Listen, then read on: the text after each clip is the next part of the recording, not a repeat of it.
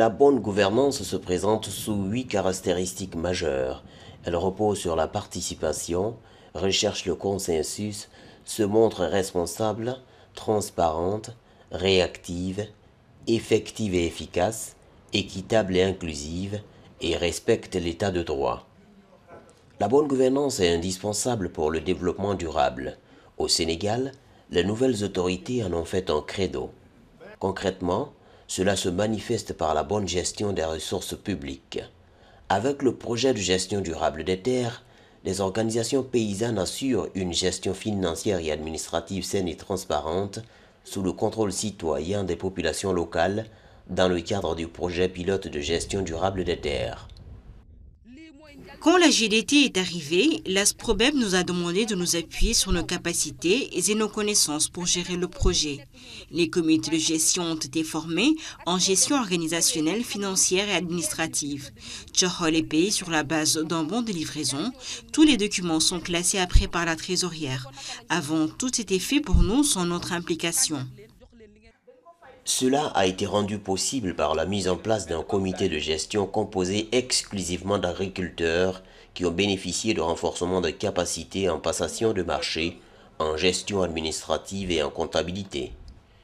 Premièrement, au début, on a vu qu'il y a un changement parce qu'il y a beaucoup de projets qui sont passés.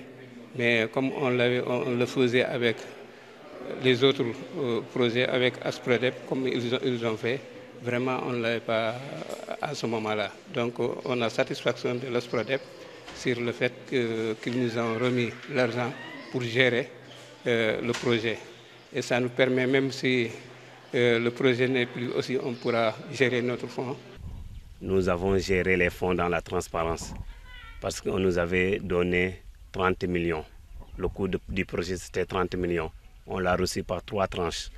La première tranche, on nous avait viré les 12 millions. Quand on a exécuté les 12 millions avec le comité de gestion, parce que nous, on retirait seulement les fonds. Mais on gérait ça avec le comité de gestion. C'est le comité de gestion qui décidait que nous allons faire cela ou ceci. Le comité technique local appuie les organisations paysannes dans le diagnostic et dans l'élaboration des projets. Le conseil rural, les autorités administratives et les populations locales sont régulièrement tenus informés de la mise en œuvre des activités et de la gestion des fonds alloués aux organisations paysannes. Une auto-évaluation facilitée par l'ASPRODEB et les étudiants de l'ESCEA a montré que cette approche innovante basée sur la responsabilisation des bénéficiaires et le contrôle régulier sont gages de bonne gestion. Notre niveau de satisfaction est très grand parce que d'abord, c'est un projet qui a été conduit de bout en bout par les populations elles-mêmes. Aujourd'hui, on leur offre l'opportunité de pouvoir dire quel est leur sentiment général sur comment des acteurs comme l'ASPRODEP, comme l'ISRA, comme l'INP, comme l'ANCAR se sont comportés pour les aider à résoudre les difficultés qu'elles ont connues concernant la dégradation de leurs parcelles. Déali, département de Linguère, à 25 km de Touba, ici la plupart des populations sont éleveurs et agriculteurs. Malgré le soleil de plomb de ce mois de septembre, le sourire et le visage avenant du PCR et des populations qui nous accueillent contrastent avec le stress que nous connaissons dans les grandes villes. Des pastèques à 300 francs, du lait caillé à 250 francs et du niébé à 100 francs le kilogramme nous sont proposés par les femmes assises à côté de la maison communautaire. Tout porte à croire que l'hivernage se passe très bien dans cette région située entre le bassin arachidier et la zone agro-silvopastorale. Et pourtant, ce qui fait la fierté des producteurs de la zone est surtout lié à leur responsabilisation et à la confiance qui leur est accordée pour assurer la gestion de l'argent public. Avant d'en arriver là, les organisations paysannes ont montré leur capacité à se concerter et à s'appuyer sur l'expertise locale. Nous avons, avec l'appui des agents du développement qui sont dans la communauté rurale, procédé à un diagnostic des priorités de gestion durable des terres pour élaborer un projet. Sur cette base, nous avons mis en place un comité de gestion qui a bénéficié de renforcement de capacités en passation de marché, gestion administrative et comptable. Ce comité doté d'outils pour l'exécution des passations des marchés et des décaissements la justification des dépenses et le classement des pièces justificatives, s'occupe ainsi de toute la gestion du projet. Il rend régulièrement compte aux populations et au conseil rural à travers des rencontres d'information.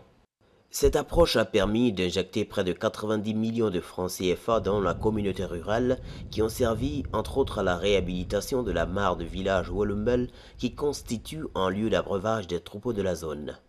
L'impact financier, d'une part, quand la mare existe avec son eau, les éleveurs ne vont pas payer l'abreuvement. Et le fait de ne pas payer l'abreuvement, non seulement c'est un gain, mais ça va leur permettre encore de mieux de séjourner un peu plus longtemps dans la zone et les impacts sont importants. Parce que quand les éleveurs sont là, ils vont utiliser leur bétail qu'ils vont toujours vendre au marché pour faire nourrir le marché et les gens. Économiquement, quand ils sont là, les retombées sont nettes.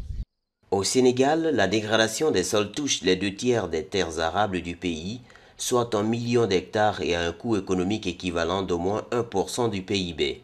Le pays perd 7% de ses ressources forestières tous les 10 ans. Cette dégradation a des effets néfastes sur la fertilité des sols, mais aussi sur les revenus des populations rurales et la cohésion sociale à cause du chômage et de l'exode rural qu'elle engendre. Pour ne pas succomber à la fatalité, les populations de certaines localités ont pris sur elles d'aller à la reconquête des terres perdues à cause de l'érosion hydrique, la salinisation, la déforestation, entre autres. Nous sommes dans la région de Fatick, plus précisément à Fimela.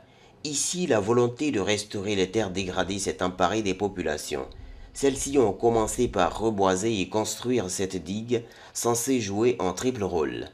Au regard en tout cas de la position géographique de notre village, nous sommes une presqu'île. Pendant l'hivernage, la seule voie d'accès, c'est cette digue-là. Et vous voyez cette digue-là, à part même le fait que nos populations y passent, des véhicules y passent, mais c'est une digue aussi qui joue une double fonction. Parce qu'elle freine l'avancée de la langue salée au niveau de la digue, donc de la vallée, c'est une digue anti-sel. Et en même temps, elle freine l'eau qui quitte la partie continentale pour aller se jeter au niveau du bras de mer. Donc c'est une digue de retenue d'eau. Et elle joue aussi une fonction de piste de production ou bien une piste de désenclavement. Donc elle a une triple fonction. La mauvaise terre séparée de la bonne par la digue, on peut passer de nouveau à la production de riz sur des terres récupérées. Ceci est le fruit du projet pilote de gestion durable des terres. Il vise à lutter contre la dégradation des sols, à accroître et à soutenir la productivité agricole. Dans la pratique, il s'est surtout agi de doter les producteurs de connaissances et de techniques qui permettent de restaurer et de sauvegarder les terres agricoles. Il est clair que l'amélioration de la fertilité des sols favorise l'accroissement des rendements en particulier et la production agricole en général. Et la communauté rurale de Fimela l'a expérimenté. Avant la GDT, notre village était coupé du reste du monde par les eaux de ruissellement. Grâce au cordon pierreux et aux gabillons qu'on a mis en place, notre village est maintenant accessible en période d'hivernage. Les terres agricoles et les zones de pâturage ont été récupérées. Les femmes sont très contentes pour la simple raison que ça fait toujours plaisir de savoir que l'on a la possibilité d'avoir des cultures qui nous font vivre toute l'année. 12 mois sans s'approvisionner en riz chez le boutiquier représentent des économies. Au plan social, la situation de nombreux ménages va s'améliorer en termes de lutte contre la pauvreté ou de ralentissement de l'exode rural, étant entendu que plusieurs d'entre eux vivent d'agriculture et d'élevage. Au plan socio-environnemental, l'un des impacts est la fourniture de fourneaux améliorés et d'équipements pour la production de biogaz. Cela permet d'épargner aux femmes des dures corvées de recherche de bois et de diminuer la pression sur les ressources ligneuses. Dans cette même dynamique, des pépinières communautaires sont mises en place dans les différentes localités pour renforcer le reboisement et la récupération des terres dégradées. Ces nombreuses réalisations du projet GDT ont impacté positivement sur le quotidien des populations concernées. On a constaté que les sols sont bien régénérés avec l'amendement organique, les haies vives et le reboisement. On les sont bien régénérés. On a constaté aussi que l'érosion éolienne a vraiment réduite de façon drastique. Avant la GDT, aucun paysan ne pouvait se nourrir au-delà de 3 mois avec les revenus, les produits de ses ressources agricoles. Maintenant, on a constaté que 8 sur 10 parviennent à se nourrir entre 8 mois et 7 et 8 mois qu'on a constaté. On a constaté aussi que les rendements agricoles sont boostés de 50%. Au-delà de la lutte contre la dégradation des terres agricoles, l'approche consistant à assurer la gestion des ressources publiques par les organisations de producteurs est innovante et constitue un gage de bonne gouvernance. Une situation fort appréciée par les partenaires et les services de l'État du Sénégal impliqués dans le projet GDT. La volonté de pérennisation des acquis a d'ailleurs commencé dans certaines communautés rurales grâce à l'élaboration de conventions locales et une bonne appropriation des résultats par les autorités locales. Ce qui nous a le plus marqué, c'est-à-dire qu'au niveau des OP, des organisations de paysans, ils sont arrivés à identifier eux-mêmes leurs problèmes de gestion durable des terres et à monter des projets sous l'appui et sous l'assistance des services techniques, notamment de l'ISRA, de l'INP et de l'ASPRODEP. Auparavant, les populations subissaient fatalement les effets de la dégradation des terres. La convention locale a été élaborée de façon inclusive et a permis de sensibiliser les populations des 32 villages de Niakhar sur la nécessité de sauvegarder les ressources naturelles en réglementant la coupe de bois. Aujourd'hui, il y a une forte synergie entre les populations, les autorités et les techniciens pour mener des activités de restauration et de sauvegarde de nos terres. Ce projet a permis de pouvoir au moins faire du reboisement aux abords du bras de fleuve, bras de mer, pour en fait au moins limiter ou réduire la salinisation. Dans la zone de Tchikat, là c'est des terres dégradées, où quand même quand il pleuvait, même dans les maisons, même les routes étaient presque coupées. Mais ils ont mis des barrages en telle sorte que il y a des champs qui n'étaient pas cultivables sont cultivés cette année.